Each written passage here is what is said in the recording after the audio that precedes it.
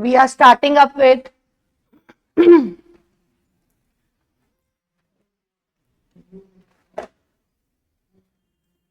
थोड़ा सा पहले हम इंट्रोडक्शन ऑफ लॉ कंसिडर करेंगे, जितना हमें इंटरप्रिटेशन ऑफ स्टैट्यूट को स्टार्ट करने के लिए चाहिए।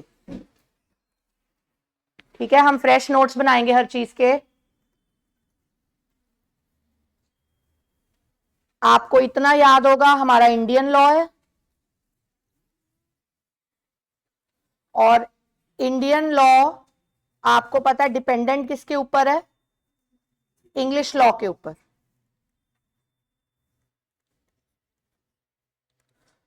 इंग्लिश लॉ डिपेंडेंट किसके ऊपर है? रोमन लॉ के ऊपर। और रोमन लॉ की जो लैंग्वेज है वो कौन सी है? रोम की जो लैंग्वेज है वो यूज कौन सी करते हैं? लैटिन। इसीलिए क्योंकि हमारा लॉ इंडियन लॉ पे बेस्ड है, मोस्टली ब्रिटिश इंग्लिश यूज्ड है। ब्रिटिश इंग्लिश यूज्ड है और कुछ लैटिन में प्रोवर्ब्स यूज्ड है। तो मोस्टली ब्रिटिश इंग्लिश है प्लस लैटिन है, क्योंकि हमारा लॉ इंग्लिश लॉ पे बेस्ड था और इंग्लिश लॉ रोमन लॉ के ऊपर बेस्ड था। उसके बाद जो mother of all laws in India है, इफ यू रिमेंबर, सारे लॉज का माई बाप है COI, that is constitution of India. सारे लॉज का माई बाप है COI, that is constitution of India.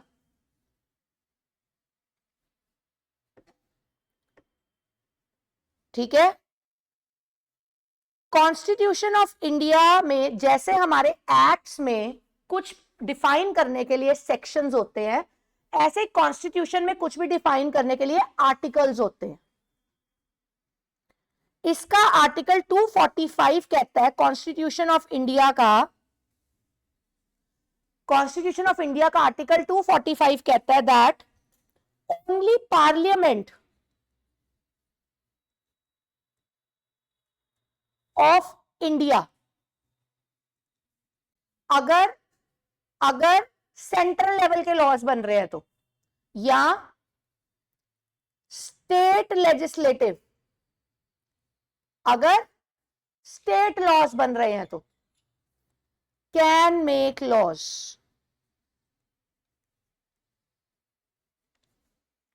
जो कानून बनाना होता है अगर तो वो सेंट्रल लेवल का है तो वो पार्लियामेंट ऑफ इंडिया बनाता है, अगर वो स्टेट लेवल का है तो स्टेट लॉज बनाते हैं। और हमारे को हमारे देश में वही करना अलाउड है जो हमारा कॉन्स्टिट्यूशन ऑफ इंडिया बोलता है। और कॉन्स्टिट्यूशन ऑफ इंडिया का 245 आर्टिकल बोलता है कि ये लॉज इस तरीके से बनते हैं। ठीक है, उसके बाद आता है article 246। It says laws in India या स्टेट्स होने चाहिए as per schedule 7 of constitution of India. वो कहते हैं इंडिया में पार्लियामेंट कौन से लॉज बना पाएगा, इंडिया में स्टेट लेजिस्लेटिव कौन से लॉज बना पाएगा? कहते आपको लॉज बनाने सिर्फ उन टॉपिक्स पे अलाउड है जो टॉपिक्स हमारे कॉन्स्टिट्यूशन ऑफ इंडिया के शेड्यूल कौन से पे गिवन है? 7 में।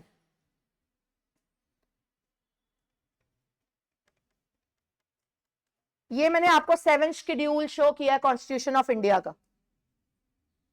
This is the 7th schedule of constitution of India. अगर आप ध्यान से देखो यहां पे,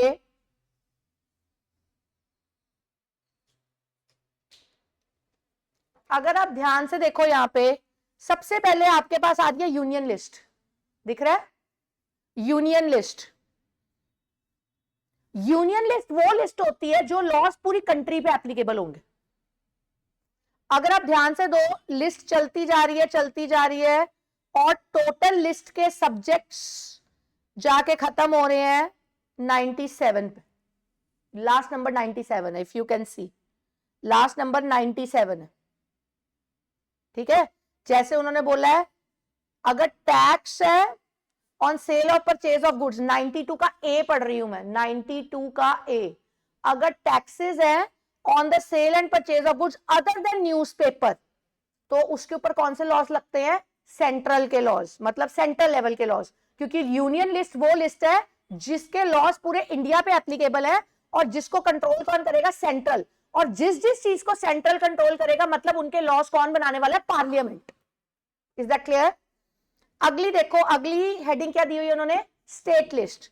स्टेट लिस्ट में उन्होंने बोला है टोटल, नीचे अगर जाओ 66 मैटर्स दिए हुए हैं, देख रहे हो 66 मैटर्स दिए हुए हैं। और उन्होंने बोला है, जैसे कि उठा लेते हैं 51 का एल्कोहल फॉर ह्यूमन कंजम्पशन। अगर एल्कोहल या लिकर के ऊपर कभी भी कोई टैक्सेशन लगेगी या कोई भी ड्यूटी लगेगी, कोई भी प्रोविजन लगेगी, तो वो कभी भी सेंट्रल लेवल का डिसीजन नहीं होगा, वो हमेशा स्टेट लेवल का डिसीजन होगा। तो अगर अल्कोहल के रिलेटेड कभी भी कोई लॉ आएगा, नारकोटिक्स का अगर कोई लॉ आएगा, वो स्टेट लेवल पे आता है, सेंट्रल लेवल पे नहीं आता। ठीक है, आगे चलते। तीसरी लिस्ट उन्होंने दे दी कॉन्करेंट लिस्ट। कॉन्करेंट सेंट्रल और स्टेट दोनों के जॉइंट के साथ होता है। ठीक है, अगर आप ध्यान दो, आपके पास यहां पे टोटल 47 सब्जेक्ट्स है जिनके ऊपर कॉन्करेंट डिसीजंस लिए जाते हैं। सेंट्रल भी बैठता है, स्टेट भी बैठता है, और दोनों की जुगलबंदी के साथ, जैसे कि उन्होंने लिखा हुआ है 36 देखो फैक्ट्रीज, 38 देखो इलेक्ट्रिसिटी, स्टेट बिल भी होता है और सेंट्रल लेवल के बिल्स भी डिफरेंट होते हैं। स्टेट बिल काटता है, उसमें से कुछ आपको सेंट्रल लेवल की ट्रेजरी में डिपॉजिट करवाना पड़ता है। Am I clear? तो मेरा तुम्हें यह दिखाने का मतलब यह था कि कॉन्स्टिट्यूशन ऑफ इंडिया ने तो बता दिया कि पार्लियामेंट बनाएगी लॉज या स्टेट बनाएगी, बट हम कैसे डिसाइड करेंगे कि पार्लियामेंट कौन से बनाएगी और स्टेट कौन से बनाएगी? तो उसको दिमाग में रखते हुए हमें पता लग गया कि हमारी कॉन्स्टिट्यूशन में 3 लिस्ट गिवन है। किसमें? शेड्यूल 7 में। वो 3 लिस्ट है। सबसे पहले उन्होंने बोला यूनियन लिस्ट है, सेकंड उन्होंने बोला स्टेट लिस्ट है, और थर्ड उन्होंने बोला कॉन्करेंट लिस्ट है।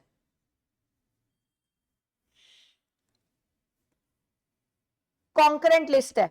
जो यूनियन लिस्ट है हमारे पास इसमें 97 एंट्रीज है,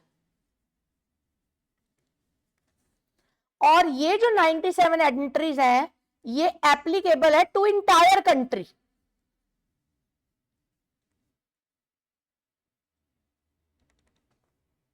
ये एप्लीकेबल है टू इंटायर कंट्री।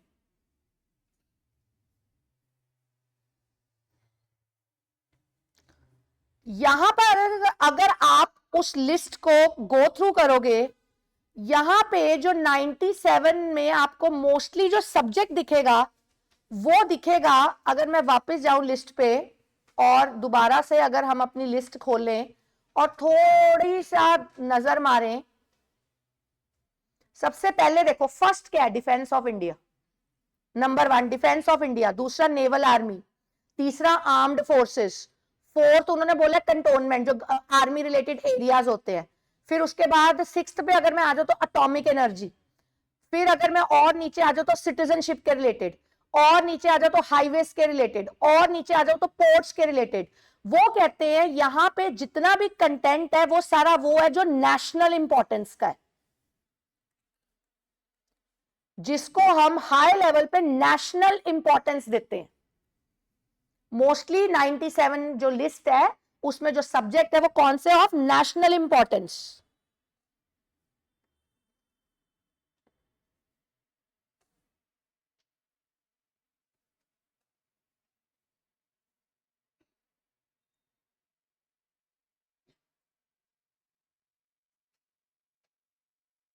अगर आप 43 लिस्ट देखो, विजिबल है?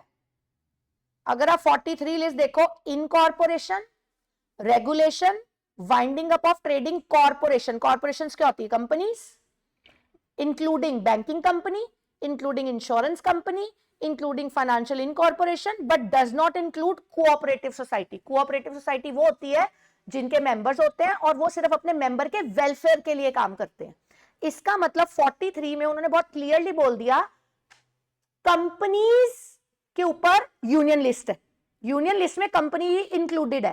कंपनी इंक्लूडेड है तो कंपनी के रिलेटेड जो लॉज बनाएंगे वो कौन बनाएंगे? सेंट्रल लेवल के लोग बनाएंगे. सुन रहे हो आप मेरी बात? और उन्होंने बोला है कंपनीज नेशनल इंपॉर्टेंस की है. वाई? हर चीज तो कंपनी के साथ जुड़ी है, चाहे बैंक देख लो, चाहे इंश्योरेंस देख लो, चाहे कपड़ा इंडस्ट्री देख लो, कुछ भी कंपनी के साथ जुड़ी हुई है. इसका मतलब यहां से मुझे यह पता लग गया कि अगर मैं नेशनल इंपॉर्टेंस को देखूं, ध्यान देना, अगर हमारी कंट्री में आपके जो सिलेबस में कंपनीज एक्ट 213 बना है, इसका मतलब वो कंपनीज एक्ट यूनियन लिस्ट के अंडर एक्ट बना हुआ है. क्यों? क्योंकि कंपनी का टॉपिक 43 नंबर पे यूनियन लिस्ट की लिस्ट में गिवन है. तो कंपनीज एक्ट जब पास हुआ होगा तो वो स्टेट लेजिस्लेचर से पास नहीं हुआ होगा. वो कहां से पास हुआ होगा? पार्लियामेंट से. समझ आया आपको? ऐसे कंपनीज एक्ट ले लो, आपका जो फॉरेन एक्सचेंज मैनेजमेंट एक्ट है वो भी इसी में आएगा.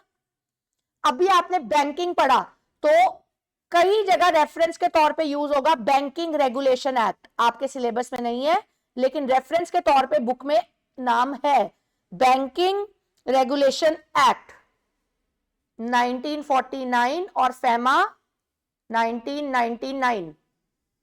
1999 फेमा 1999. ठीक है कि मुझे ही गलती लग रही है? तो कॉन्फिडेंटली क्यों नहीं बोल रहे मैम बिल्कुल ठीक है? बच्चे क्लियर है? आगे चलते हैं स्टेट लिस्ट के ऊपर. अभी हमने देखा स्टेट लिस्ट में 66 एंट्रीज थी. अब ये एप्लीकेबल है to entire state.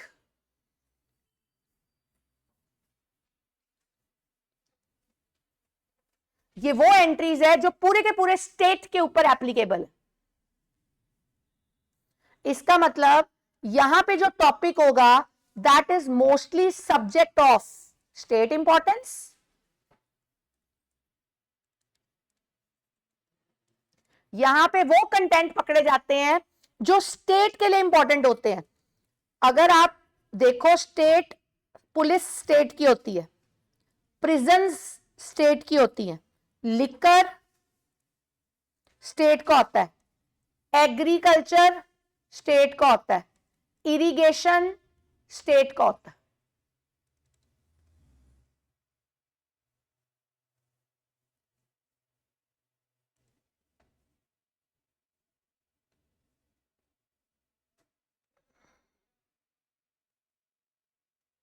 C second number पे आपको पुलिस वर्ड दिख रहा होगा. सेकेंड नंबर पे police.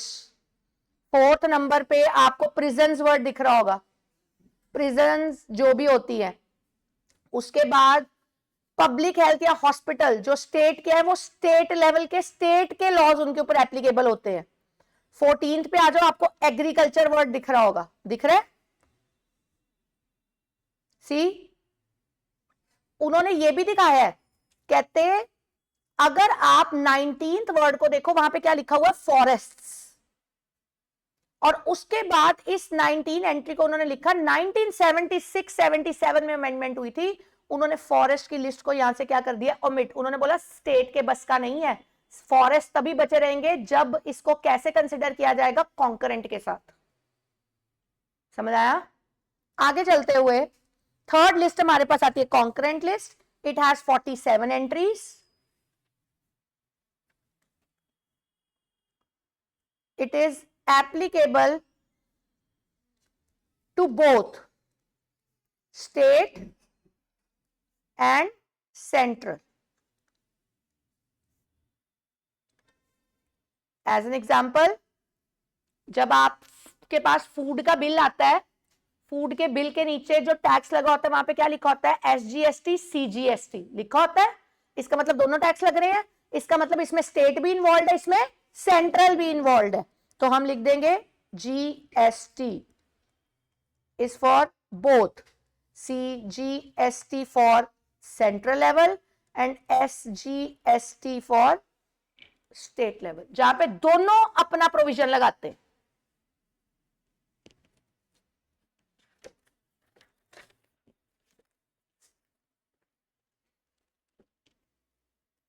Is that clear with you all? आगे चलते, फिर हमने फाउंडेशन में थोड़ा पढ़ा हुआ है लॉ मेकिंग प्रोसेस, कि पहले इस तरीके से सब्जेक्ट डिसाइड होगा, सब्जेक्ट कौन सी लिस्ट का है वो डिसाइड होगा, लिस्ट डिसाइड होने के बाद डिसाइड होगा पार्लियामेंट की स्टेट, पार्लियामेंट और स्टेट को पावर किसने दी है? कॉन्स्टिट्यूशन ऑफ इंडिया ने। कॉन्स्टिट्यूशन ऑफ इंडिया के कहां मेंशन्ड है? आर्टिकल 245 एंड 246, ठीक है। अब जो लॉ बनता है, अभी उन्होंने बोला सेंट्रल लेवल पे बनना है या स्टेट लेवल पे बनना है। लॉ मेकिंग प्रोसेस को मैं दो पार्ट्स में डिवाइड करूंगी कि नॉर्मली लॉ कैसे बनता है और एक्सेप्शनल सर्कमस्टांसेस में लॉ कैसे बनता है। फाउंडेशन में आपने सिर्फ लेफ्ट हैंड साइड की होती है, लॉ कैसे पास होता है।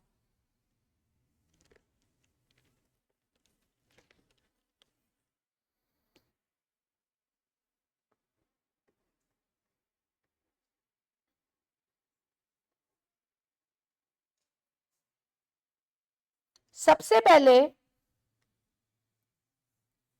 नॉर्मली वाले में कंटेंट देखा जाएगा कि कंटेंट कौन सी लिस्ट का है। कौन सी लिस्ट? कॉन्स्टिट्यूशन ऑफ इंडिया की, जो अभी समझाया तुम्हें। पहले तुम देखोगे कंटेंट कौन सी लिस्ट का है, उसको देखते हुए अगर तो ऑफ यूनियन लिस्ट है, दूसरा अगर वो ऑफ स्टेट लिस्ट है। Ma'am what about concurrent? Concurrent है तो दोनों की जुगलबंदी चलनी है। कॉन्करेंट है तो दोनों की जुगलबंदी चलेगी, ठीक है। अगर कंटेंट यूनियन लिस्ट का है तो यहां पे पावर में रहेगी सेंट्रल गवर्नमेंट, और अगर वो स्टेट लिस्ट का है तो वहां पे पावर रहेगी of state government. I guess ये बात सबको पता है, ठीक है। आगे, अब यहां पे सेंट्रल गवर्नमेंट और स्टेट गवर्नमेंट क्या करेगी? ये अपॉइंट करेंगे एक्सपर्ट की कमेटी।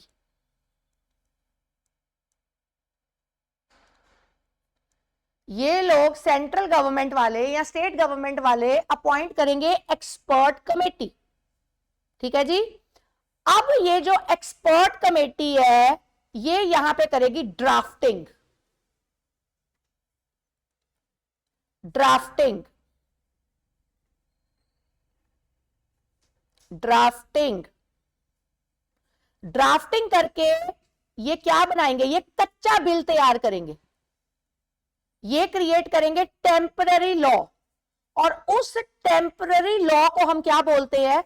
बिल। अगर वो यूनियन लिस्ट का बिल है तो हम उसको बोलेंगे कि वो सेंट्रल बिल है।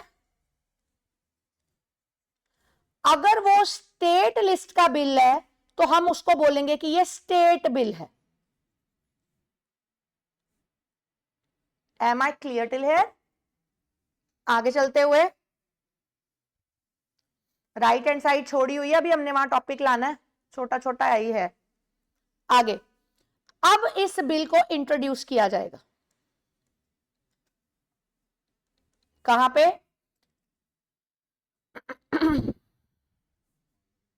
इधर इंट्रोड्यूस किया जाएगा पार्लियामेंट में, इधर इंट्रोड्यूस किया जाएगा स्टेट लेजिस्लेटिव में। इस बिल को इंट्रोड्यूस किया जाएगा पार्लियामेंट में, स्टेट लेजिस्लेटिव में, और जिनके सामने इंट्रोड्यूस किया जाएगा उसको कहा जाता है स्टैंडिंग कमेटी।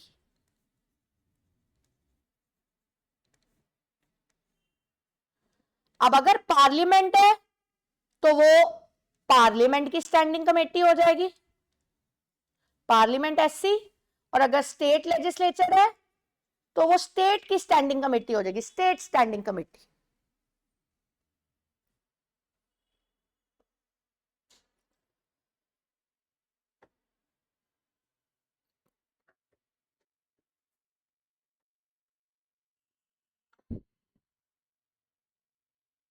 उसके बाद यहां से इसको घरानों में पेश इंट्रोड्यूस किया जाएगा। इंट्रोड्यूस्ड कहां पे? हाउसेज में।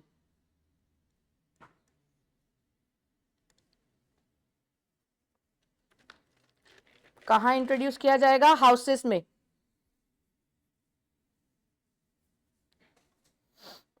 यहां पे किसमें यूज इंट्रोड्यूस किया जाना है? लोकसभा में प्लस राज्यसभा में।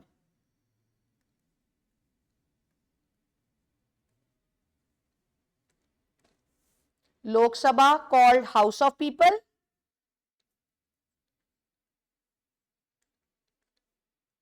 Rajya Sabha called house of council.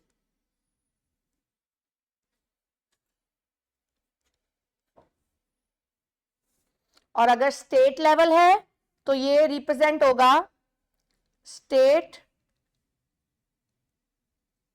Legislative assembly में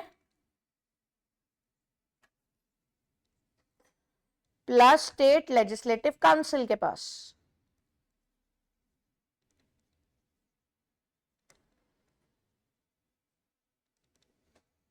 स्टेट लेजिस्लेटिव काउंसिल के पास, ठीक है। जब इन हाउसेस से अप्रूव हो गया, दोनों का कंसेंट चाहिए होता है, मतलब मुझे इसका भी कंसेंट चाहिए, इसका भी कंसेंट चाहिए, इसका भी और इसका भी, दोनों का कंसेंट चाहिए अगर पार्लियामेंट लेवल है और स्टेट लेवल है। अगर ये अप्रूव हो जाता है तो इसको प्रेजेंट कर दिया जाता है।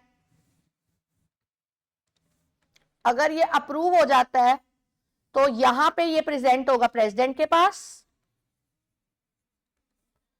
अप्रूव होने के बाद यहां पे आएगा प्रेसिडेंट के पास, और अगर स्टेट लेवल का मैटर है तो जाएगा गवर्नर ऑफ इंडिया के पास।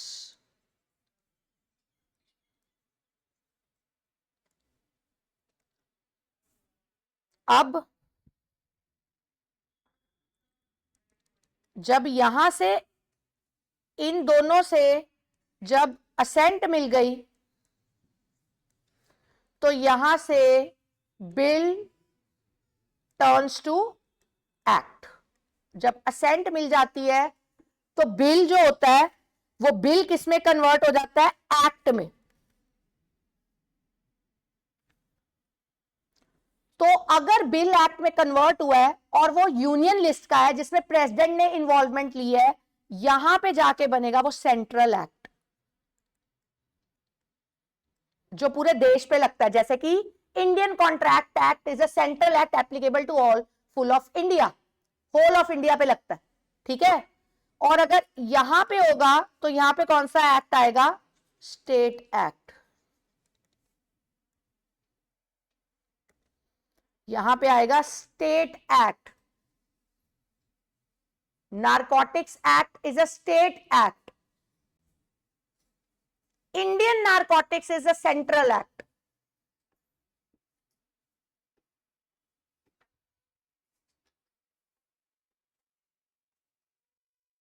Is that clear? ये तो हो गया कि नॉर्मल तरीके से हमें एक टॉपिक मिला। सपोज हमारे को आज एग्रीकल्चर के ऊपर कोई प्रॉब्लम आनी शुरू हो गई, हमने एग्रीकल्चर देखेंगे कौन सा मैटर है? एग्रीकल्चर स्टेट मैटर है। स्टेट में से स्टेट गवर्नमेंट एक एक्सपर्ट की कमेटी बिठाएगी, वो एक्सपर्ट कमेटी कच्चा बिल बनाएंगे कि हाँ जी इस एग्रीकल्चर के ऊपर हमारे को क्या लॉ मेंटेन करना चाहिए। उस कच्चे बिल को हम एग्रीकल्चर का स्टेट बिल बोलेंगे, ठीक है। उसके बाद उस एग्रीकल्चर के स्टेट बिल को स्टेट की लेजिस्लेटिव असेंबली के पास भेजा जाएगा, ठीक है, स्टैंडिंग कमेटी के पास। स्टैंडिंग कमेटी में दो घराने बैठे होंगे, state legislative assembly, state legislative council, जिनसे आपने क्या लेनी है? परमिशन। परमिशन लेने के बाद जब इन्होंने अप्रूव कर दिया तो अप्रूवल आपको किसका चाहिए? गवर्नमेंट ऑफ इंडिया का। तो तब जाके जो एग्रीकल्चर का कच्चा बिल होगा वो किसमें कन्वर्ट हो जाएगा? एग्रीकल्चर के एक्ट में। Is that clear till here? कुछ पूछना है? कृष्णम इधर आगे आके बैठो, मुझे दिख नहीं रहे हो। आगे चलते हैं अदरवाइज के केस में। अदरवाइज में हमारे पास आता है दो चीजें, one is called ordinance, second is called joint session.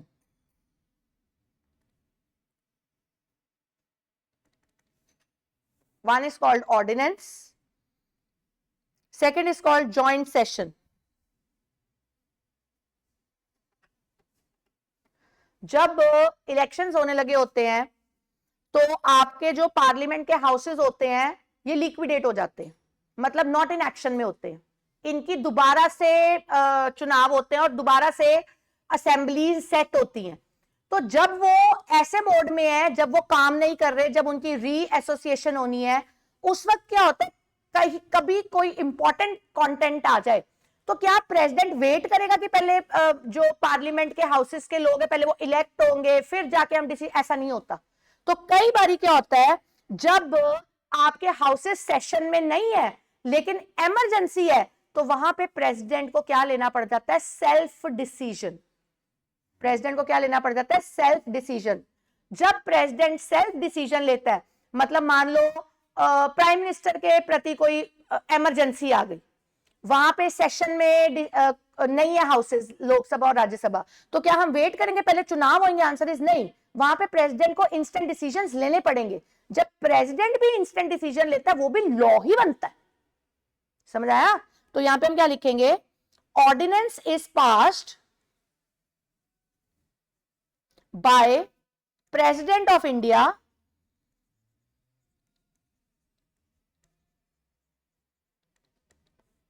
as parliament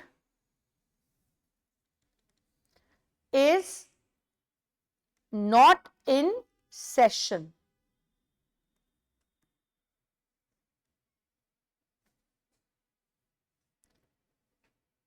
हाँ, लॉ आपने बना दिया है, वो एप्लीकेबल भी हो जाएगा, लेकिन उसके पीछे भी एक्ट वर्ड नहीं आएगा। क्यों? जब नेक्स्ट सेशन होएगा, इट रिक्वायर्स अप्रूवल। फिलहाल हमने सिचुएशन संभाल ली है, लेकिन एक्ट वर्ड आने के लिए it requires approval in next session to get converted into act.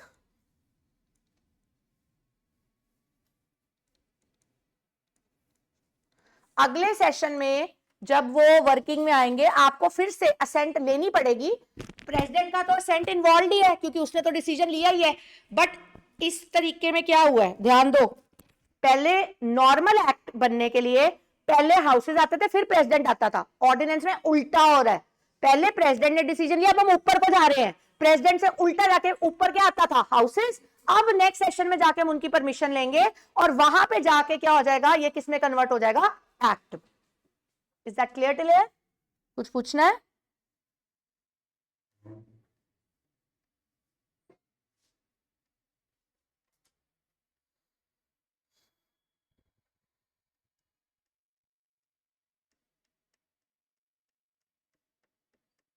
आगे आते हैं ज्वाइंट सेशन।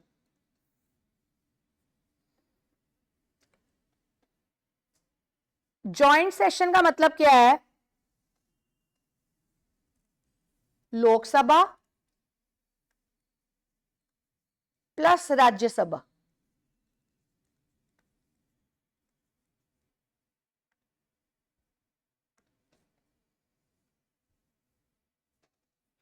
ने का म्यूचुअल डिसीजन।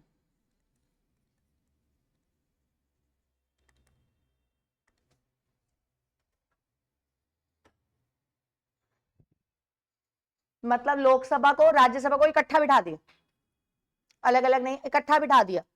और इकट्ठा बिठाने के बाद उनको बोला हमें इस मैटर के ऊपर जल्दी से जल्दी डिसीजन लेने की जरूरत है।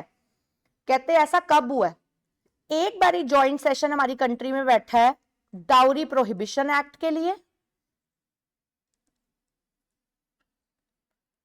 1961 टू प्रोटेक्ट विमेन। आपके मन में आएगा मैम 1961 से पहले क्यों नहीं? पहले हम गुलाम थे, ब्रिटिशर्स हमें कंट्रोल करते थे, जब ब्रिटिशर्स हमें कंट्रोल करते थे, at that time women were respected. वो लोग विमेन के अगेंस्ट उस लेवल का नहीं थे। जितने रेप केसेस, जितने डाउरी केसेस, जितने लड़कियों को जला देने के केसेस या फीमेल फिटिसाइड के केसेस आए हैं, वो हमारे देश के आजाद होने के बाद आए हैं, बिकॉज इंडियंस लेडीज को उस तरीके की रिस्पेक्ट नहीं करते थे जिस तरीके के ब्रिटिशर्स अपनी इंग्लिश लेडीज को करते थे। तो जब तक वो लोग थे, नो डाउट उन्होंने हमारे देश को खराब किया, बट लेडीज वर प्रोटेक्टेड। जैसे ही ब्रिटिशर्स गए, उसके बाद rape cases, dowry cases, ladies के रिलेटेड इतने ज्यादा केसेस आने शुरू हो गए और हमारी गवर्नमेंट को प्रॉब्लम फेस करनी पड़ी, बिकॉज हमारी कंट्री में इसके रिलेटेड लॉ ही नहीं था। और जब एक्सटेंड हो गई तो वहां पे हर बारी क्या होता है, कभी लोकसभा मानता था, कभी राज्यसभा नहीं मानता था, हमें दोनों की असेंट चाहिए। तो ऐसे सर्कमस्टांसेस में दोनों को बिठा दिया, दोनों को समझाया कि आज हम म्यूचुअल डिसीजन लेंगे ही लेंगे। तो हमारी कंट्री में जॉइंट सेशन 2 बारी आया है। एक बारी फीमेल्स की प्रोटेक्शन के लिए आया है, एक बारी टेररिज्म के रिलेटेड आया। ठीक है, तो सेकंड हमारी कंट्री में आया प्रिवेंशन ऑफ टेररिज्म एक्ट 2002।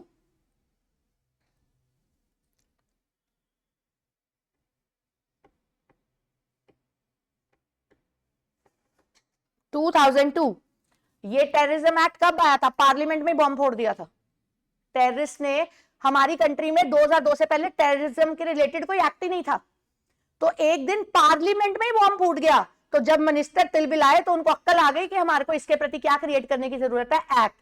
तब जाके हमारी कंट्री में एक्ट आया इमरजेंसी में। तो जब इमरजेंसी दोनों को बिठाया, फटाफट डिसीजन लिया। तो जॉइंट सेशन अभी तक हमारी कंट्री में 2 बारी हो चुका है। और उनके इंपैक्ट के जो एक्ट है, one is related to women and second is related to terrorism.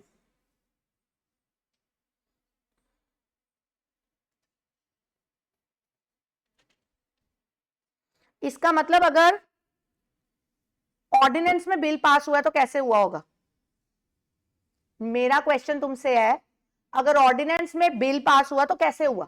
Answer is, पहले सेंट्रल गवर्नमेंट की एक्सपर्ट कमेटी आई, उन्होंने टेम्पररी बिल बनाया। स्टैंडिंग कमेटी आई, स्टैंडिंग कमेटी के बाद डायरेक्टली कौन आ गया? प्रेसिडेंट। क्यों? क्योंकि बीच में से क्या मिस होगा? हाउसेस। हाउसेस सेशन में नहीं है। जब मैं ऑर्डिनेंस में बोल रही हूं कि प्रेसिडेंट को पावर है, इट डज नॉट मीन मैं बाकी सबको नजरअंदाज कर रही हूं। आप मेरी बात समझ रहे हो? इट डज नॉट मीन मैं बाकी सबको नजरअंदाज कर रही हूं। आंसर इज, मैं सिर्फ वहां पे किसकी सहमति नहीं ले पा रही? हाउसेस की, क्योंकि वो सेशन में नहीं है। उनको भी जो प्रायोरिटाइज नहीं हुआ था, जब ऑर्डिनेंस पास हुआ उसके बाद नेक्स्ट जैसे सेशन बैठा, उनको इक्वल प्रायोरिटी दी गई है। भाई उनको नाराज नहीं कर सकते, मंत्री बैठे हैं, चाहे फिर वो वहां समोसा ही खाने आते हो। यहां तक क्लियर है? कुछ पूछना है? ओके, आगे चलते हुए जी।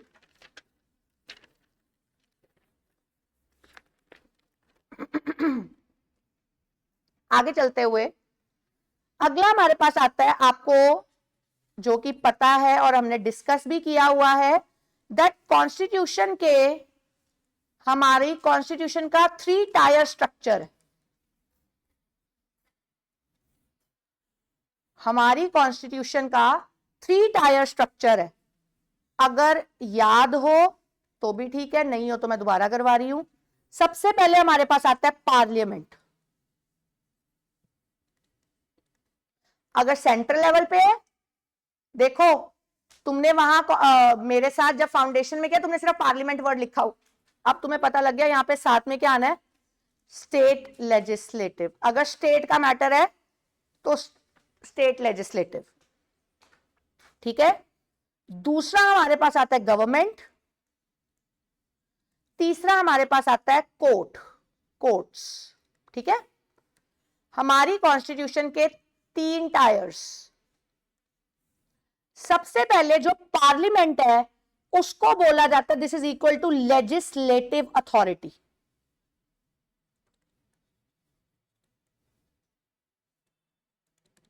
जो गवर्नमेंट है उसको बोला जाता है एग्जीक्यूटिव अथॉरिटी।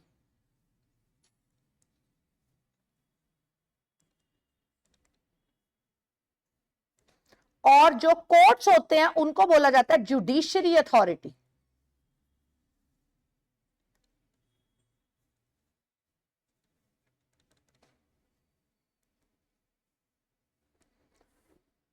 अब जो ये पार्लियामेंट है, स्टेट लेजिस्लेचर है, अभी हमने जो पीछे मैटर किया, ये लोग क्या कर रहे थे, ये बिल से किसमें लेके आ रहे थे, लॉ को एक्ट में।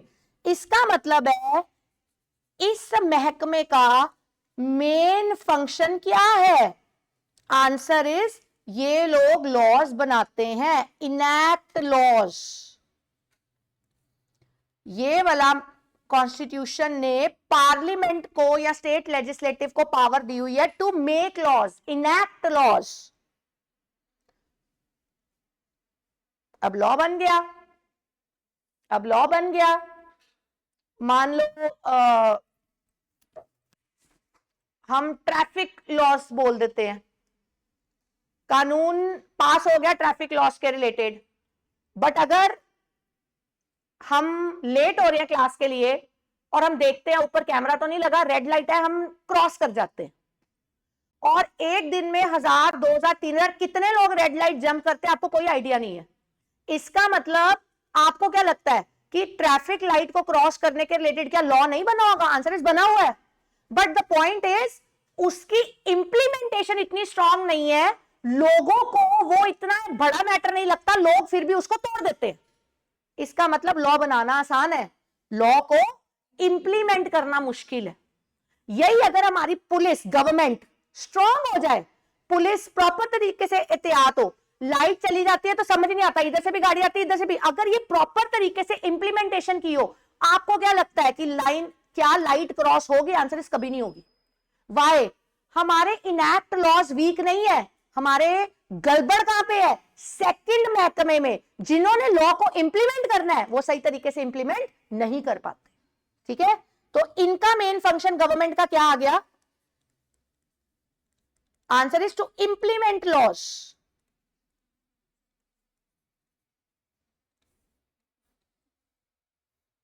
Answer is to implement laws. आगे, अब लॉ पढ़ना सबके बस का है नहीं। जब तुम मेरे पास फाउंडेशन में आए थे तुम्हारे बस का तो बिल्कुल भी नहीं था, ऐसे ही था ना? तो लॉ पढ़ना सबके बस का नहीं है। अगर आपसे कोई बहुत सीनियर सिटीजन भी 50-60 इयर्स का, बट अगर उसका फील्ड लॉ नहीं, वो लॉ नहीं समझ पाएगा। इसका मतलब है जब लॉ के रिलेटेड कभी भी कोई प्रॉब्लम आ जाती है, 2 persons are always layman in law, तो आपको समझाना पड़ेगा लॉ को। तो आपकी सेटलमेंट कराने के लिए इनका मेन फंक्शन क्या हो गया कि अगर 2 लोगों में बहस हो गई है और उनको लॉ समझ नहीं आ रही है, तो उस लॉ को समझा के उनके डिस्प्यूट सॉल्व करना, लड़ाई झगड़ा सॉल्व करने का काम किसका है? कोर्ट का।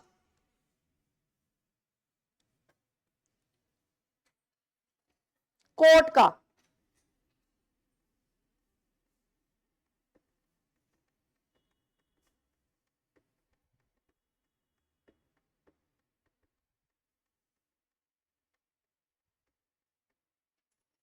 ये क्लियर है?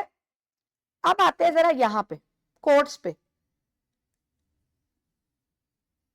मैं लिख रही हूं कोर्ट्स हैव नो राइट्स, बाकी किसी के नीचे मैंने कुछ नहीं लिखना, no rights to add, delete और ऑल्टर। अब यहां से तुम्हारा इंटरप्रिटेशन के बेसिक स्टार्ट हो चुके हुए हैं, आगे जाके मैंने बस लिंक क्रिएट कर देना है। Courts have no rights to add, delete और ऑल्टर। सपोज आप कोर्ट में गए, कोर्ट में वहां पे लिखा था कि अगर ये जुर्म किया गया है तो इसकी सजा 5 साल है,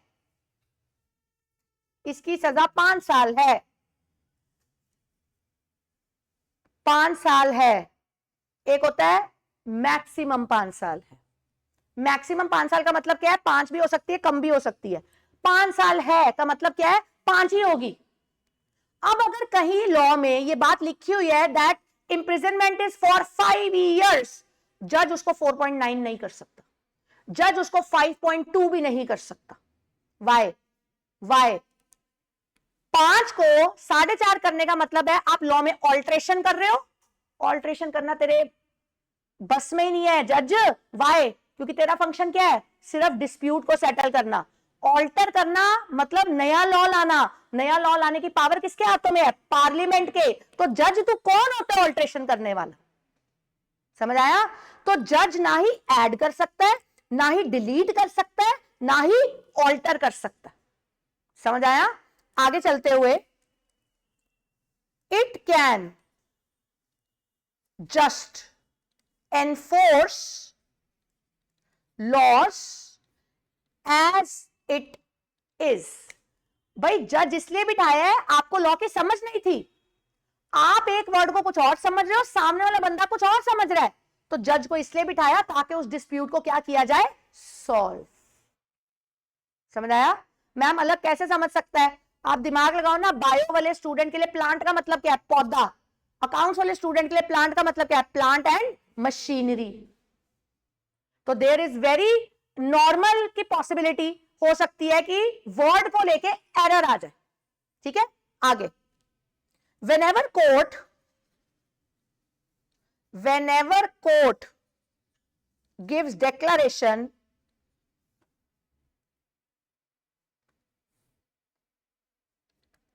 that is only, कोर्ट जो भी पास करता है उसको क्या बोला जाता है?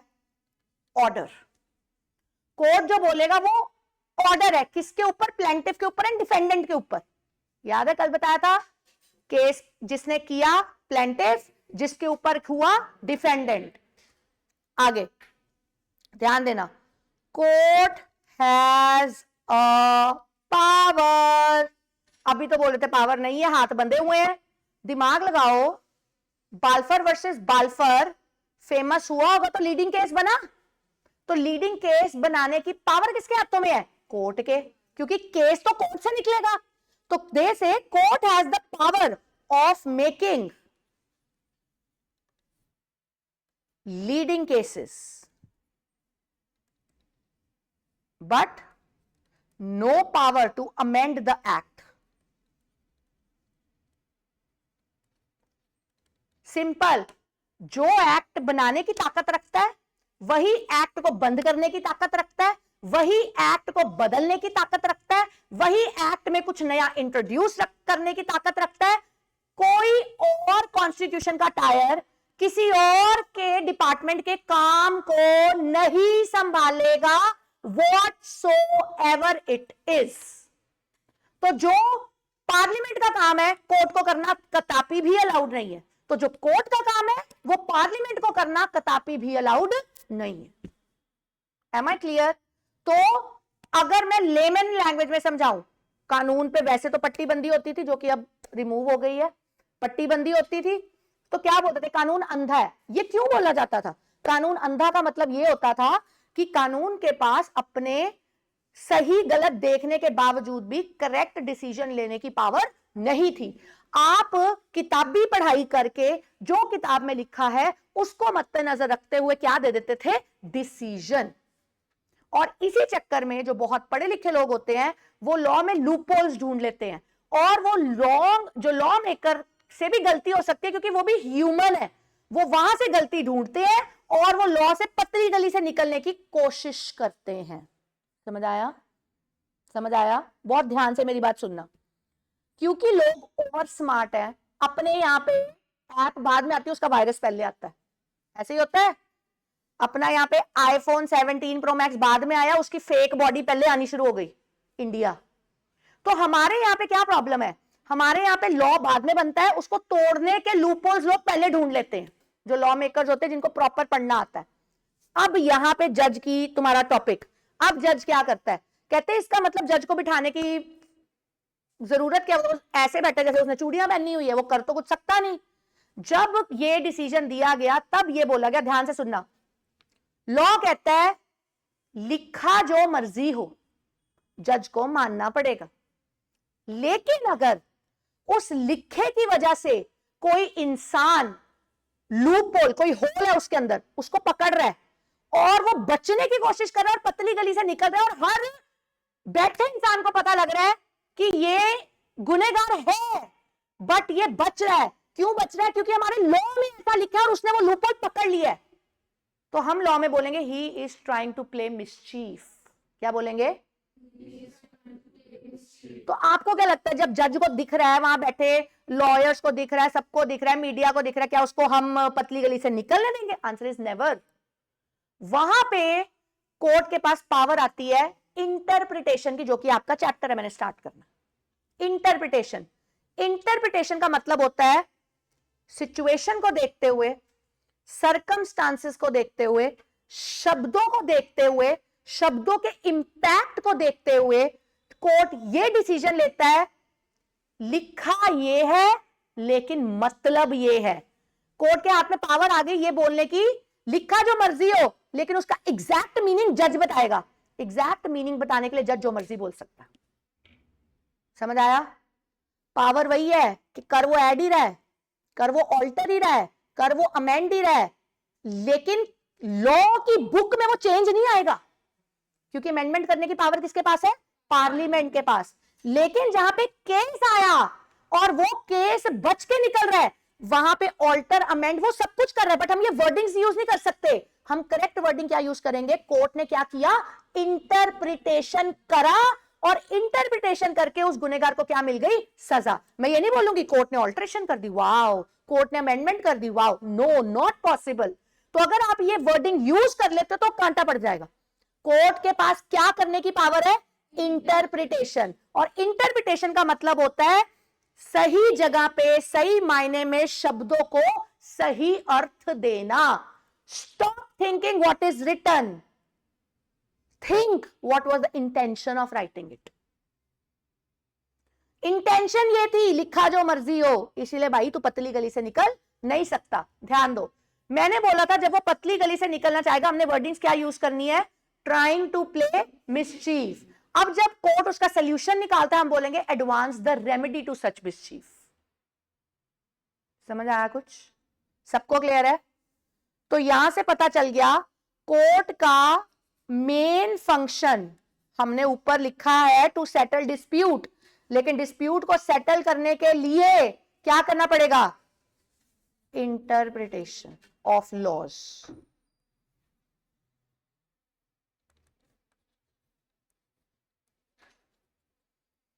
Interpretation of laws.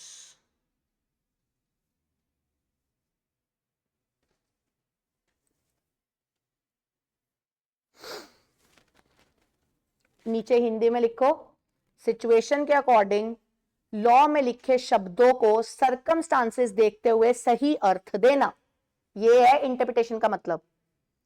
Situation, circumstances, given words in law को टेकिंग इनटू कंसिडरेशन करते हुए एग्जैक्ट मीनिंग प्रोवाइड करना, दैट इज कॉल्ड इंटरप्रिटेशन। और इंटरप्रिटेशन की पावर किसके हाथों में है? कोर्ट के हाथों में।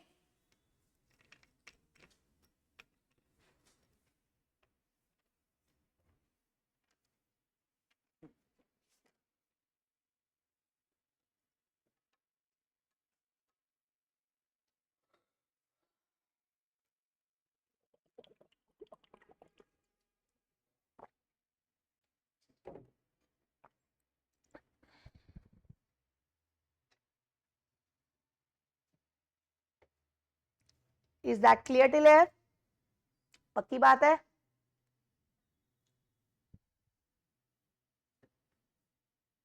आगे अब सपोज करो तुम्हारे को ऐसे दिए, लालमन शुक्ला वर्सेस क्या था?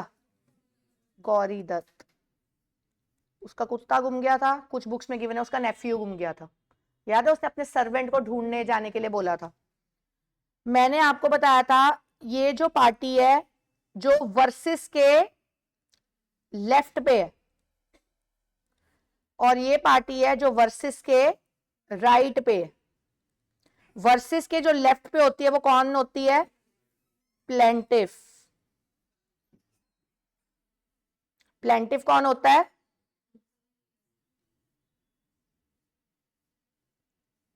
क्या लिखूं? केस करता है को लॉ में कैसे लिखूं? Files the case.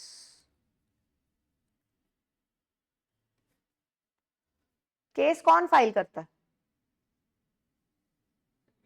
दुखाने वाला कि दुखने वाला? दुखने वाला।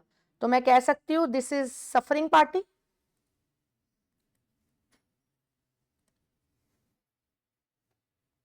अब जो गौरी दत्त है ये कौन है? डिफेंडेंट। डिफेंडेंट कौन होता है? जिसके ऊपर on whom the case is filed, जिस पे केस फाइल हुआ है। मतलब ये वो पार्टी है जिसके ऊपर इल्जाम है, दैट इज विद एलिगेशन। ये वो पार्टी है जिसके ऊपर इल्जाम है, एलिगेशन है।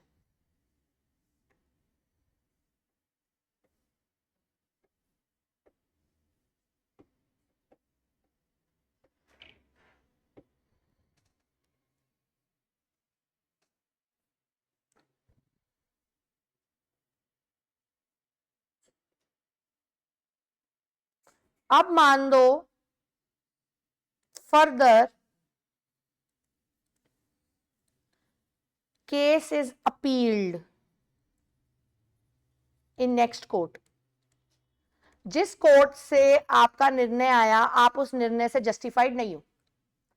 आपके पास पावर है, जब निर्णय आता है, अगर आप जस्टिफाइड नहीं हो तो आप नेक्स्ट कोर्ट में जा सकते हो। पता है ना ये बात? ठीक है। अब जिसने केस अपील किया,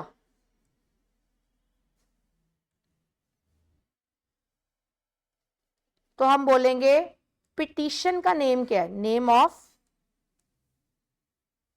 petitioner, he is called appellant. He is called appellant.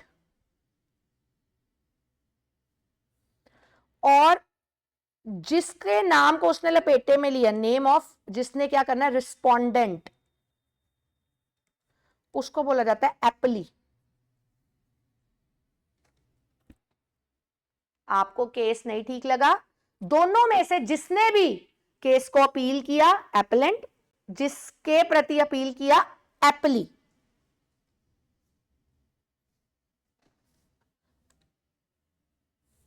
तो जब ऐसा होगा, इन्होंने यहां पे कोर्ट में पिटीशन फाइल की होगी, रिक्वेस्ट लेटर की हमारा पिछले कोर्ट की सुनवाई सही नहीं है, that petition is called writ petition. ये वर्ड आपको बहुत जगह मिलने वाला है लॉ में। That petition is called writ petition. What it is called? Breakfast नहीं किया? What it is called? अब दिमाग लगाना, जरा बोर्ड पे ध्यान दो। हो सकता है लालमान शुक्ला के अगेंस्ट डिसीजन आया हो, तो नेक्स्ट कोर्ट में अपील कौन करेगा? लालमान शुक्ला। या हो सकता है गौरी दत्त के अगेंस्ट केस आया हो, तो नेक्स्ट कोर्ट में अपील कौन करेगा? गौरी दत्त। हमें नहीं पता कि लालमान शुक्ला एपलेंट बनेगा कि गौरी दत्त एपलेंट बनेगा, वो तो उनके फर्स्ट डिसीजन के ऊपर बेस्ड होगा। तो देयर इज अ पॉसिबिलिटी कि गौरी दत्त के अगेंस्ट केस आया, गौरी दत्त ने नेक्स्ट अपील करी, तो गौरी दत्त पहले डिफेंडेंट थी, अब गौरी दत्त कौन बन जाएगी? एपलेंट। और लॉ में जो अपील करता है उसका नाम तो वर्सेस से पहले आता है, तो देयर इज अ पॉसिबिलिटी, अब यहां पे क्या बन जाएगा? Appellant versus aptly. तो कई बारी आप ऐसे केसेस में आओगे जहां पे आपको देखने में पता लग रहा होगा कि केस किया गौरी दत्त ने, आपको पढ़ के ऐसा लगेगा केस किया गौरी दत्त ने, लेकिन जो गौरी दत्त का नाम है वो आगे ना लिख के पीछे लिखा होगा। और अगर गौरी दत्त का नाम पीछे लिखा है तो वहां से हमें क्लियर हो जाएगा कि फर्स्ट कैटेगरी का केस जो है प्लेंटिफ। सर आप जान के बीच में मुझे डिस्ट्रैक्ट करते हो। माता रानी इसको ना कर दो, बच्चे वहां फोन करी जा रहे हैं, मेरी मीटिंग ज्वाइन नहीं हो रही, आप एक्सेप्ट नहीं कर रहे हो उसको ना। कौन है? आ जाएंगे अपने आप ही, वो ना अनलॉक कर दोगे ना तो अपने आप ही बच्चे ज्वाइन कर देंगे। बस इतना काम करना, आपको कुछ करने की जरूरत नहीं पड़ेगी, आपका काम इजी कर दिया। ये एक्चुअली मैंने नई ऐप बनवाई है। और वो मुझे नवप्रीत बोल के गया था बीच बीच में खोलते रहना और ऐड करते रहना, मैंने कहा नवप्रीत जी नमस्ते। मैंने कर thank you sir, thank you so much sir. एक ही बार भेजना है, वो वही बच्चों में ले, ये इसके अंदर सिस्टम बहुत अच्छा है। हमें रोज लिंक भेजने की जरूरत नहीं है। ओके एक सर। ही बार लिंक भेज दिया बच्चों को, वो लिंक सेव कर लो, उसी से क्लास चल। ओके सर, ठीक है मैम। थैंक यू जी। सर जाओ। तो अब लालमान शुक्ला वर्सेस गौरी दत्त है, ठीक है। कई बार अब आपको पढ़ के पता लगेगा गौरी दत्त वो होनी चाहिए जिसके ऊपर केस हुआ है, लेकिन पढ़ के पता लग रहा है केस तो गौरी दत्त ने किया था, तो फिर गौरी दत्त का नाम पीछे क्यों दिया हुआ है? आंसर इज क्यों?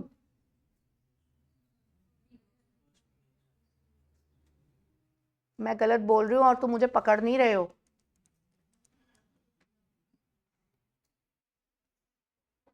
अगर केस गौरी दत्त ने किया लेकिन नाम उसका पीछे दिया हुआ, इसका मतलब क्या है कि उस केस की ऑलरेडी दूसरे कोर्ट में क्या हो चुकी है? अपील।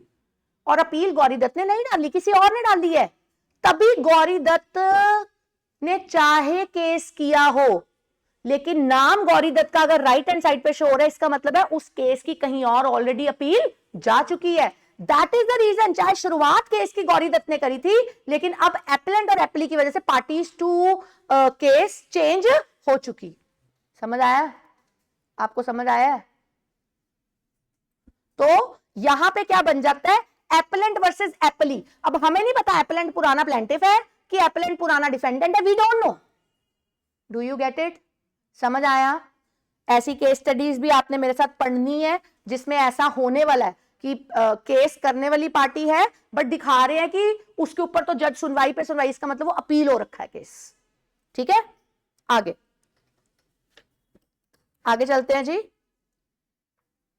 उसके बाद आपको कई बारी दिया जाएगा गाइडलाइंस। गाइडलाइंस गिवन है bye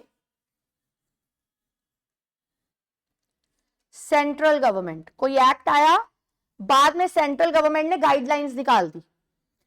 guidelines given by agency of central government.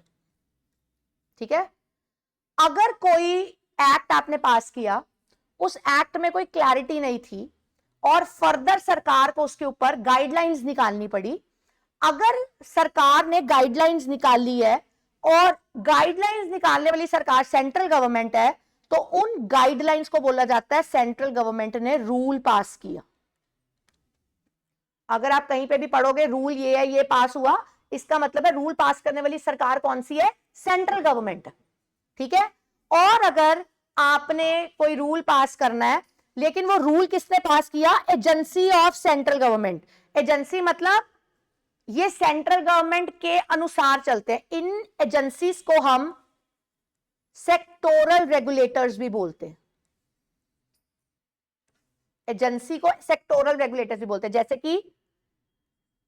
जैसे कि बैंकिंग सेक्टर का एजेंसी कौन है? आरबीआई। स्टॉक सेक्टर की एजेंसी कौन है? सेबी, एटसेट्रा। समझ आया?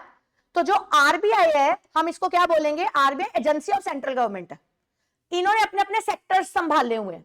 जब ये लोग गाइडलाइंस पास करते हैं, वहां पे वर्डिंग यूज होती है रेगुलेशंस। तो अगर आपको कहीं पे ये दिख जाए रूल पास हुआ, मतलब सेंट्रल गवर्नमेंट ने पास किया, और अगर कहीं पे ये शब्द दिख जाए रेगुलेशन पास हुआ, इसका मतलब है सेंट्रल गवर्नमेंट ने पास नहीं किया, सेंट्रल गवर्नमेंट के किसी सेक्टर के रेगुलेटर ने पास किया, जो कि कौन हो गई? Agency of central government.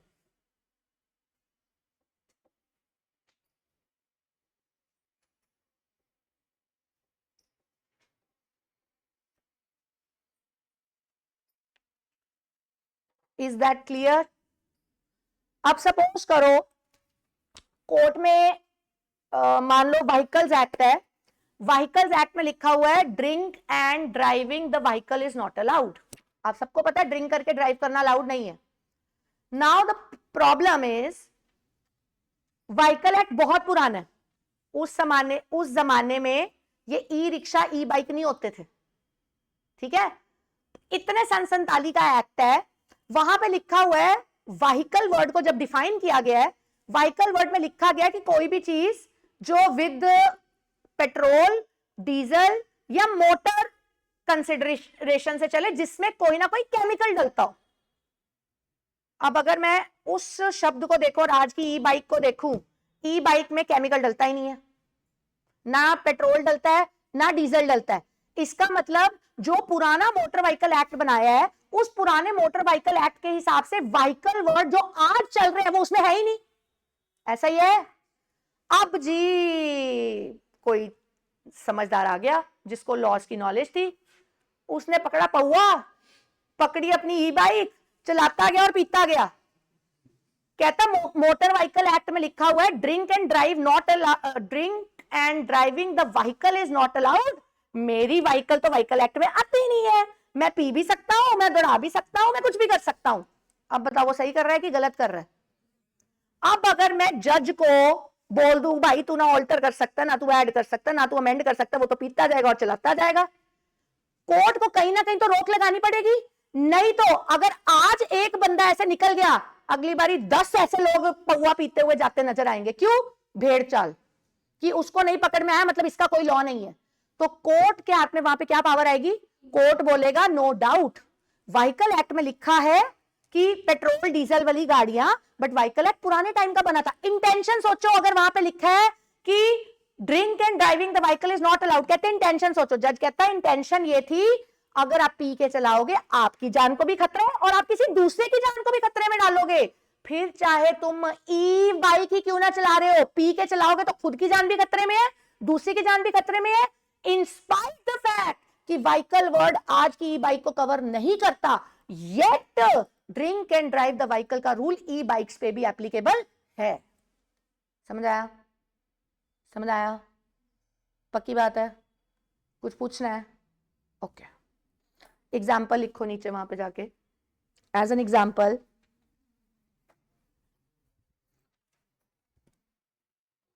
according to Vehicle Act, drink and drive is not allowed. According to Vehicle Act, drink and drive is not allowed.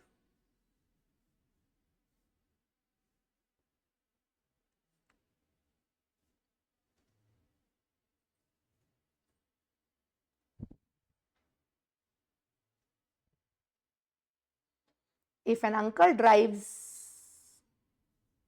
a bike, if a drunk uncle drives a bike,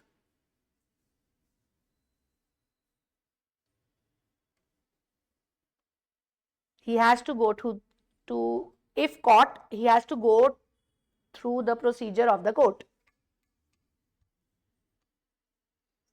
If caught, he has to go through the procedure of the court. अब वो बात अलग है पकड़ने वाला कौन है। कई पुलिस वाले ऐसे होते हैं, वो देखते अच्छा पी रहे, वो अपना ग्लास आगे कर देते हैं, इसमें भी डाल दो। हम उनकी बात नहीं कर रहे हैं।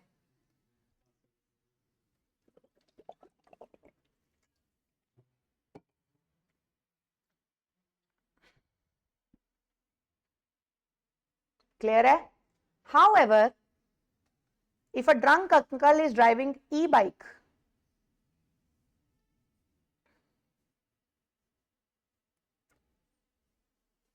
which do not justify the characteristics of a vehicle in Vehicle Act,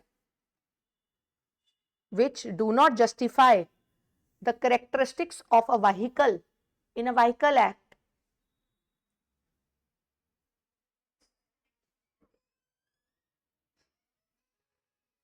will he be excused under law? Will he be excused under law? नीचे जाके लिखो answer is no.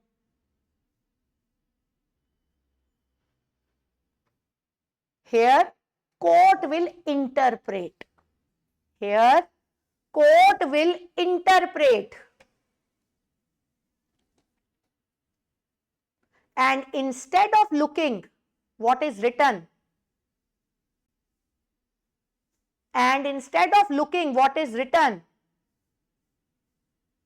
court will consider the intention of writing so.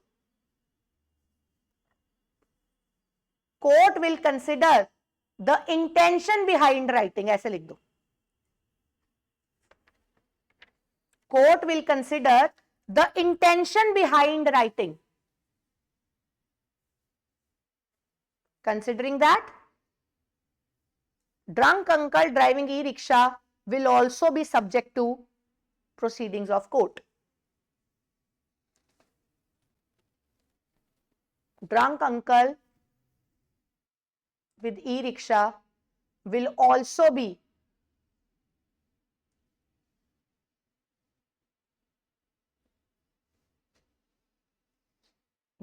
go through the proceedings of the court.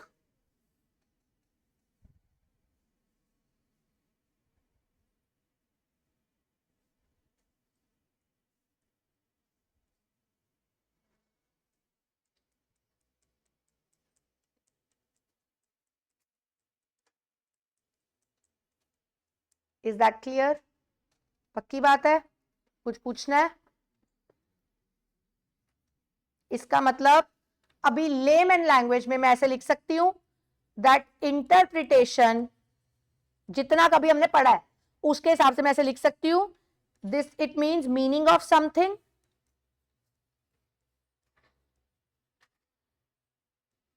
Its application in correct way, taking into consideration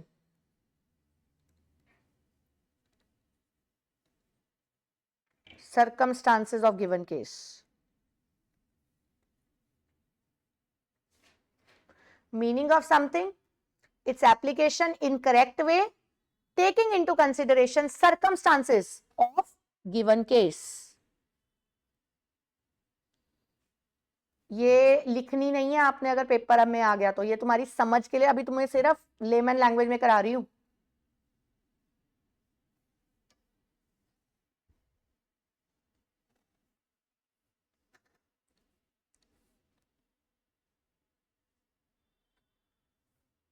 suppose करो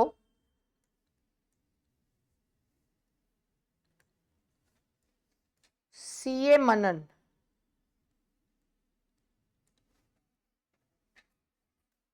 CA बन गया. CA मनन first attempt में plus rank ले गया.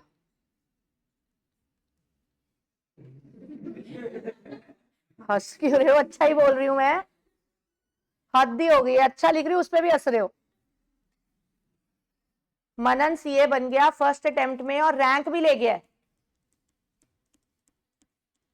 बड़ा खुश.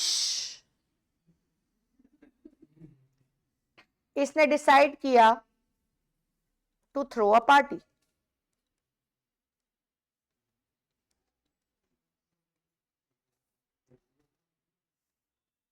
Decide किया है टू थ्रो अ पार्टी. अब ये थोड़ा खुद डिफरेंट है तो वो डिफरेंट तरीके से पार्टी करना चाहता है. He made an invitation.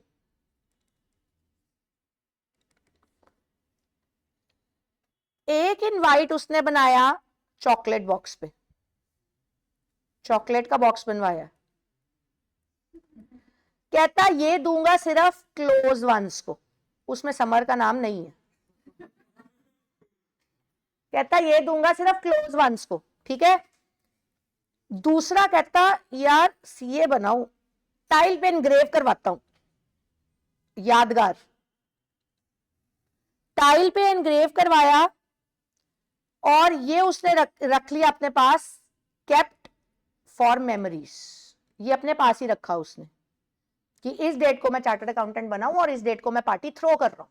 ये अपने पास रख लिया. उसके बाद बनाया जी इसने पेपर इनवाइट.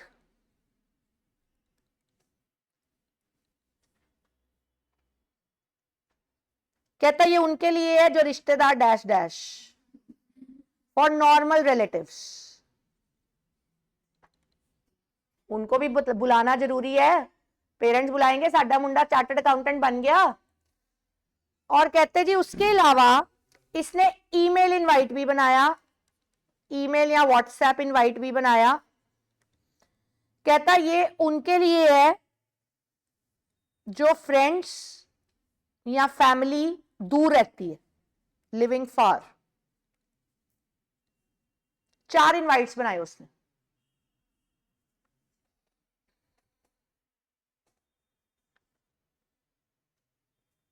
ठीक है,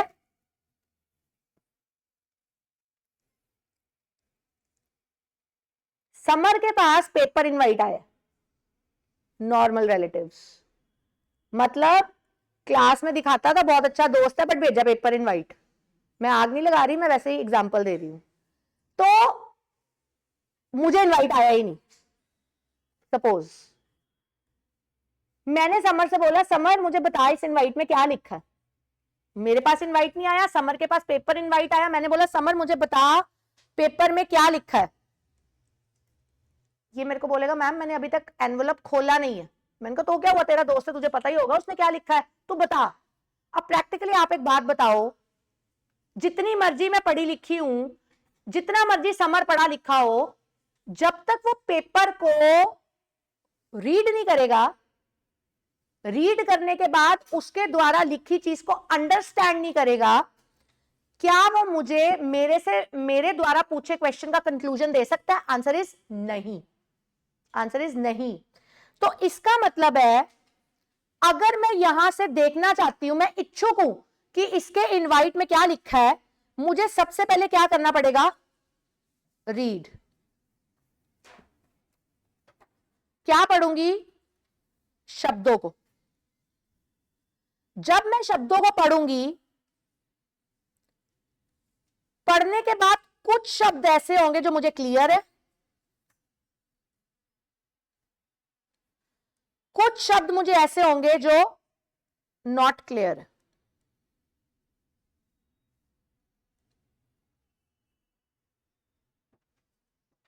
जैसे कि उसने लिखा है पार्टी 29 फरवरी को होगी, मुझे पता लग गया ये क्या बना रहा है।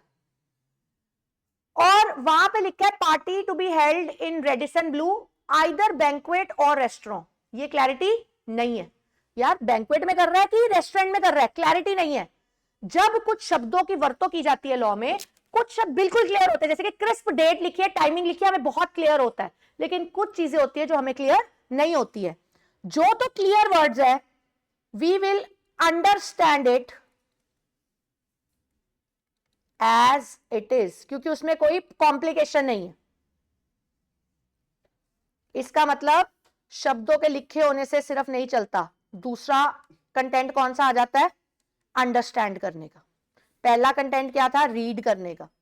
आगे अंडरस्टैंड एज इट इज। और जो नॉट क्लियर होते हैं, we will still try to understand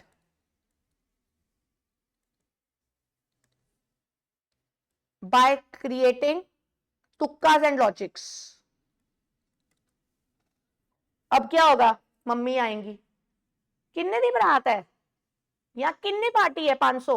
ले रेस्टोरेंट इतना छोटा है, पक्का इन्हें बैंक्वेट ही करना होना। Everybody start giving their interpretation, but we are not जज। हम जो बोल रहे हैं, मैं ये नहीं बोलूंगी सलोनी इंटरप्रेटेड इट, मैं कहूंगी Saloni gave her opinion. Till the time I am not a जज, I can not interpret, I will just give my opinion and opinion will vary from person to person। समझ आया? तो अंडरस्टैंडिंग के भी दो concepts होते हैं, एक उसका कोई दोहराए है ही नहीं, आप एज इट इज ही अंडरस्टूड करोगे। दूसरा उसके लूप होल्स है, आपको उसको किसी डिफरेंट तरीके से लॉजिक्स लगा के अंडरस्टैंड करना पड़ेगा।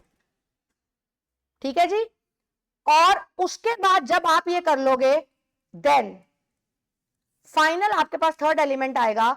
अब आप क्या डिराइव करोगे? कंक्लूजन। फाइनली आप क्या डिराइव करोगे? कंक्लूजन। तो अगर जज ने भी इंटरप्रेट करना है, तो जज के लिए भी जरूरी है पहले वो आपके कंटेंट को क्या करेगा? रीड। हर जज को पूरा कॉन्ट्रैक्ट एक्ट नहीं आता, उनको भी पढ़ना पड़ता है। पहले वो रीड करेगा, आपके केस के हिसाब से वर्ड्स की क्लैरिटी ली जाएगी, अंडरस्टैंडिंग की जाएगी, बाद में जज आपको फाइनली क्या प्रोवाइड करेगा? अपना कंक्लूजन। ठीक है, चलो अब हमने जी इसका इनवाइट खोल लिया। What was given in invite?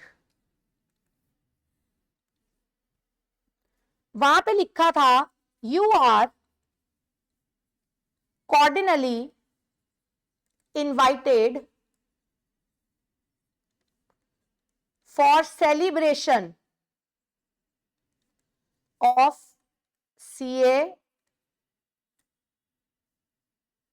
Manan on 1st of December 2028 at banquet or restaurant Radisson Blue, Amritsar, pin code 143001। ऐसे सब कुछ दिया हुआ है। अब मैंने ये सबसे पहले इसको रीड किया, ये वाली वो है, ये वो वर्ड्स है जो क्या है, क्लियर। ये वो वर्ड्स है जो क्या है, नॉट क्लियर। समझ आया? यहां से मैं आइडिया हो गया। यहां पे हमारे को नो लॉजिक्स रिक्वायर्ड है, पता ही है 1 दिसंबर ही है। यहां पे वी रिक्वायर लॉजिक्स। यहां हम उसको फोन करेंगे, यहां हम उससे क्लैरिफाई करेंगे, ठीक है। उसके बाद अब सीए बना है, लॉ पढ़ा हुआ है, इनवाइट में टर्म्स एंड कंडीशंस भी लिखी थी, terms and conditions for guests, ये इनवाइट के अंदर मेंशन्ड है। वहां पे इसने लिखा सबसे पहला, number of people max 2 on 1 invite. इस लाइन का क्या मतलब है, जिसके पास इनवाइट है, एक इनवाइट के प्रति कितने लोग आ सकते हैं, 2। अब आप मेरे को बात बताओ, ये लैंग्वेज क्लियर है कि अनक्लियर है? ये लैंग्वेज क्लियर है कि अनक्लियर है? इसका मीनिंग निकालो। इट मींस एक भी आ सकता है, 2 भी आ सकते हैं, 3। क्लियर है? मतलब ये क्लियर है। मतलब कैसे? 2 और लेस अलाउड ओनली, यही मतलब हो गया। ओनली वर्ड क्या मैं यूज कर सकती हूं? हाँ, लॉ में आप मुंह चुक के ओनली वर्ड यूज नहीं कर सकते, प्रोविजन को देखते हुए ओनली वर्ड यूज होता है। मैं समझा रही हूं, ये सब इंटरप्रिटेशन चल रहा है, ठीक है। आगे दूसरा इसने लिखा, मोड ऑफ कम्युनिकेशन। इसने अपनी पार्टी में पता नहीं कौन कौन से कांड करने हैं, वहां पे लिखा था मोबाइल फोन रिस्ट्रिक्टेड, कि मेरी वीडियो ही ना वायरल हो जाए। हो सकता है रशियंस बुलाई हो सकता है यूरोपियंस बुलाई हो, यू नेवर नो। क्या करना है उसने, उसकी चार्टर्ड अकाउंटेंट बन गया, पैसा कुछ भी कर सकता है। Just a minute. हाँ जी, हाँ जी, Sat Shri Akal ji. Very good, very good. चल बहुत बहुत मुबारक तेनू। Very good, very good. चल मैं हुणे क्लास लै रही हाँ, मैं इत्थों फ्री होके 1 घंटे तक तेनू फोन कर दिया, फिर कर दिया। चल सिमर ठीक है ना? ठीक है जी, ठीक है, चलो ओके ओके। तो मेरे ड्राइवर के घर बेटा हुआ है, उसका फोन था। तो मोबाइल फोन रिस्ट्रिक्टेड है, ठीक है। अब ये बैठे इसके 4 दोस्त, कहते कोई बात नहीं। समर कहता वॉकी टॉकी लेके जाऊंगा, अगर ये 30 मार खाना तो मैं भी फिर बताता हूँ इसको। कहता मैं वॉकी टॉकी लेके जाऊंगा। बगल वाला कहता कोई बात नहीं, मैं आईपैड ले लूंगा। उसके पीछे वाला कहता कोई बात नहीं, मैं शो ही नहीं होने दूंगा। पुराने जमाने का ना पेजर आता था, कहता मैं पेजर ले जाऊंगा। अब ये लोग क्या कर रहे हैं, ध्यान देना, लिखा क्या है, मोबाइल फोन रिस्ट्रिक्टेड, और ये शब्दों का लूपहोल ढूंढ के पतली गली से निकल के अपने अपने गैजेट्स अंदर घुसाने की कोशिश कर रहे हैं। ऐसा ही हो रहा है। समझो मैं तुम्हें कैसे लिंक समझा रही हूं। अब लॉ में कोर्ट का काम क्या है, इंटरप्रेट करना जब कोई पतली गली से निकलता है। इसके सिक्योरिटी गार्ड ने, मनन के सिक्योरिटी गार्ड ने धर लिया, सबको साइड पे कर लिया, नहीं जाओगे। इसने बोल दिया मनन हमें आने नहीं दे रहे। कहता क्यों? कहता मेरे पास आईपैड है। यार तूने लिखा था मोबाइल मत लेके आइयो, मैं आईपैड ही लाया हूं। इनको बोल आने दे। कहते ये मत देख लिखा क्या है। तू सोच, मनन ने मोबाइल फोन रिस्ट्रिक्टेड वर्ड क्यों लिखवाया था? वो अंदर की कोई भी खबर बाहर नहीं जाने देना चाहता। फिर चाहे तुम्हारा गैजेट पेजर हो, आईपैड हो, जो मर्जी हो, सब कुछ रिस्ट्रिक्टेड है। ये मत देखो लिखा क्या है, देखो इसके पीछे लिखने की नीयत क्या है। समझ आया? तो वहां पे नीचे लिखो एज एन एग्जाम्पल, अपने अपने नाम लिख के, this one had pager iPad लिखो, तभी समझ आएगा। ये जितना इजी तरीके से समझोगे उतने टफ वर्ड्स उसमें मर्ज करने में तुम्हारे को आसानी होगी। लिखो वहां पे, summer says I got camera, Krishnam says I got iPad, Avish says, I got walkie-talkie.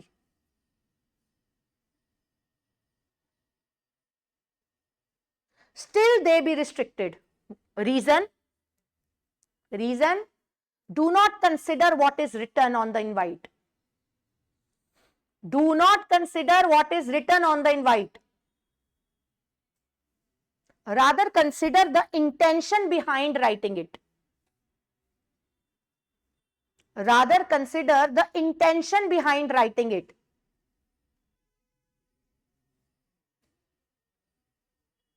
Intention बोले तो पर्पस, तो नेक्स्ट लाइन में जाके लिखो purpose is equal to they don't want any kind of communication, they don't want to lose their content.